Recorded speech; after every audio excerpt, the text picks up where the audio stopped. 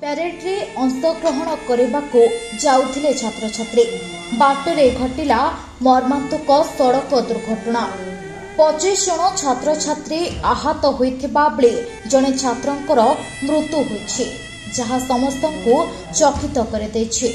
हां आज्ञा आमे कहूछु बांकी मालविहारपुर रे घटिथिबा दुर्घटनार कथा। आज देश पालुछि 76तम साधारणतंत्र दिवस। सेथिपाई समस्त स्कूल कॉलेज और अनुष्ठान मानकरे अनेक कार्यक्रम सहित प्यारेड अनुष्ठित होइछि किंतु एही प्यारेड को जिबा आज महंगा पड़िछि एही पिलामानंक पई। केते श्रद्धारे बाहरी थिले प्यारेड करबाको आ साधारणतंत्र दिवस को धूमधाम रे पालिबाको। कटक जिला आठगड़ अंचलर मालविहारपुर हाईस्कूल रु पिलांकु नेई सरंडा प्यारेड ग्राउंड को जिबा बेले घटिछि एभली दुर्घटना। रास्ता रे पिकअप भ्यानटी ओलटी पड़िथिला। गाड़ी रे थिबा छात्र छात्री मानंकु गुरुतर अवस्था रे प्रथमे आठगड़ डाक्तरखाना रे भर्ती करा जायथिला।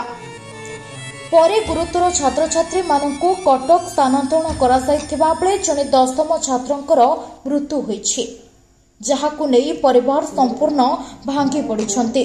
पिलामानंकर कहिबा अनुसार ड्राइभरंकर असावधानता कारणरू एही मर्मान्तक सड़क दुर्घटना घटी जाइछि एवं खेली जाइछि साधारणतंत्र दिवस रे शोकर छाया। गाड़ी वाला भाई जोरे चले कि नेला गोटे फ्रंट थिला